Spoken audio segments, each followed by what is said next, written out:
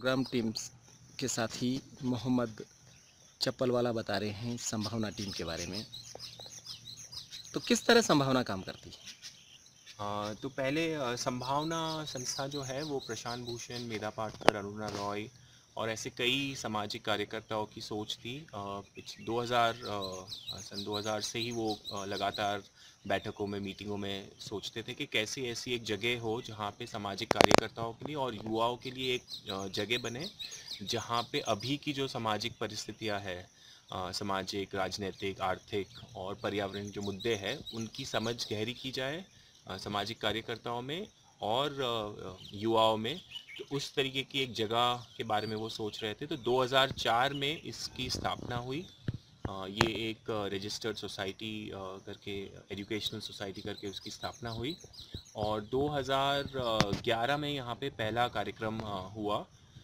यहाँ पे आप जैसे देख रहे हैं कि सारी बिल्डिंग जो बनी है वो मिट्टी से बनी हुई है और 2011 में जब हमने शुरुआत की इसकी, तो पहला कार्यक्रम तो वो एंटी न्यूक्लियर या तो न्यूक्लियर राइट्स पे, जो न्यूक्लियर एनर्जी का पूरा चला हुआ है देश में, उनके उनके जो संघर्ष में जो जुटे हुए उनके साथ एक मीटिंग हुई और युवाओं को भी जोड़ के कि क्या उसके दुष्प्रभाव है न्यूक्लियर एनर्जी के, उस पर पहली ये शुरू हुई। उसके बाद लगातार संभावना में दो मुख्य कार्यक्रम आयोजित किए जाते हैं। एक जो बुनियाद नाम से जाना जाता है, उसमें हम जो ज़मीनी स्तर पे कार्यकर्ता है, युवा कार्यकर्ता है 25 से 35 वर्ष के बीच, जो सक्रिय है, पिछले 2-3 सालों से काम करना शुरू कर दिया उन्होंने ज़मीन पे, उनके साथ एक 15 दिन का कार्यक्रम होता है जहाँ पे अभी देश में जो आर्थिक स्थिति है, जो आर्थिक नीतियाँ है, पूंजीवाद के अंदर कैसे हम सारे बंधे हुए हैं, उपनिवेशवाद और ग्लोबलाइजेशन ने कैसे पकड़ बनाई है, तो उस पे पहले चर्चा होती है 3-4 दिन। उसके बाद जो बाकी सामाजिक बुराइयां है, चाहे वो जाति प्रथा हो, पितृसत्ता हो, उस राष्ट्रवाद हो, सांप्रदायिकता हो, उसकी पूरी एक समझ बनाई जाती है कि कैसे ये एक दूसरे को मदद करते हैं अपना वर्चस्व बनाए रखने के लिए।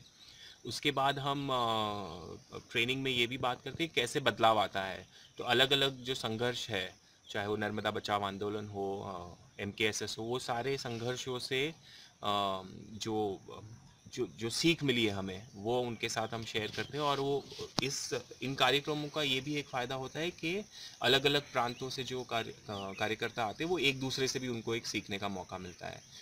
उसी तरह उस प्रोग्राम में हम RTI की भी बात करते हैं, मनरेगा के क्या नियम है उसकी भी बात करते हैं और बाकी मीडिया को कैसे इस्तेमाल किया जाए, और जो भी लोकतांत्रिक ढांचे हैं उस सबको कैसे इस्तेमाल किया जाए अपने संघर्ष को आगे बढ़ाने के लिए। उसी क्रम में एक दूसरा कार्यक्रम होता है साल में 4 बार, नई दिशाएं। उसमें हम युवाओं के साथ करते हैं। ये शहरी युवा होते हैं, कॉलेजेस में ग्रेजुएट, पोस्ट ग्रेजुएट्स, उन लोगों के साथ मिलके हम एक 10 दिन का कार्यक्रम करते हैं साल में 4 बार, जहाँ पे ये सारे मुद्दों की समझ गहरी होती है और कोशिश ये होती है कि मिडिल क्लास अर्बन युवा भी इस संघर्ष में जुड़े और उनका भी एक रोल है इस सारे संघर्ष में। तो ये दो कार्यक्रम तो मुख्य है। उसके अलावा हम काफ़ी मुद्दे आधारित कार्यक्रम भी करते हैं। तो पानी के मुद्दे पे हम काम करते हैं। तो उसमें जैसे इंडिया वाटर पोर्टल है और बाकी जो संघर्ष जुड़े हैं जो पानी के मुद्दों के साथ काम करते हैं, उनको हम बुलाते हैं यहाँ पे और उनकी चर्चा होती है। तो उसमें युवाओं को भी शामिल करते हैं, रिसर्चर्स भी है, एकेडमिशियंस भी है और उसकी एक समझ गहरी होती है। तो वैसे अलग अलग मुद्दे हैं, पानी का है, ज़मीन का मुद्दा है, जल जंगल ज़मीन जैसे जिसको हम कहते हैं, वो सारे मुद्दे लेके उनके ऊपर गहरी समझ होती है। दूसरे जो कार्यक्रम है वो जेंडर, पेट्रियार्की क्या है, पितृसत्ता, और वो कैसे एक दूसरे के साथ जुड़े हुए हैं, वो सारी समझ बनाने के लिए कार्यक्रम होते हैं। इसके अलावा संभावना की जैसे आप जगह देख रहे हैं, हम बाकी जो संघर्ष है या NGOs या ग्रुप्स है देश में काम कर रहे, उनके लिए भी एक ये जगह है जहाँ पे वो आके अपनी ट्रेनिंग्स और अपने कार्यकर्ताओं की ट्रेनिंग कर सकते हैं। इसके अलावा जैसे आप देख रहे हैं कि यहाँ पे थोड़ी जगह है खेती की, तो सब्जियां वगैरह यहाँ पे थोड़ी उगाई जाती है। इसी कैंपस में एक छोटा सा स्कूल भी चल रहा है उड़ान नाम से। तो यहाँ के जो गांव के बच्चे हैं वो उनके लिए स्कूल अभी शुरू हुआ है और अगले साल से पहली कक्षा होगी। तो अभी नर्सरी केजी और सीनियर केजी चल रहा है।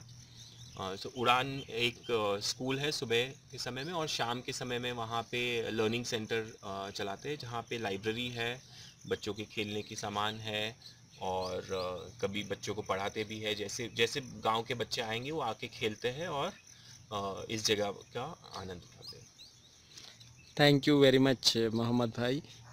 ये प्रकृति का बहुत सुंदर जगह है और ये हिमाचल प्रदेश में पालमपुर। हाँ जी, ये पालमपुर शहर के पास एक छोटा गांव है 10 किलोमीटर दूर, कनबाड़ी। और धौलाधर पहाड़ी की तलहटी पे ये पूरा जो कांगड़ा वैली जिसको कहते हैं वो यहाँ पे बसा हुआ है। जो लोग समाज में काम कर रहे हैं वो अगर संभावना आना चाहते हैं तो क्या वो कैसे आप तक पहुंच सकते हैं? अभी जो हमारा कार्य है वो वेबसाइट है हमारी, फेसबुक पे हम है, और जो बाकी संघर्ष और संगठन है उन सबसे हम लगातार संपर्क में रहते हैं। तो जब भी हमारा ये जो बुनियाद कार्यक्रम लॉन्च होता है तो हम सभी को कॉल करते हैं, और जितना भी हमारा नेटवर्क है, जैसे NAPM का एक सबसे बड़ा नेटवर्क है, उनके जितने भी साथी NAPM से जुड़े हुए उन सभी को हम फ़ोन करके, ईमेल करके, और एक लिस्ट भी है ईमेल की, वो सब पे ईमेल पे हम भेजते हैं लोगों को। तो वेबसाइट पे फॉर्म होता है, आवेदन फॉर्म, उसके थ्रू लोग आते हैं यहाँ पे। शुक्रिया बहुत बहुत। धन्यवाद।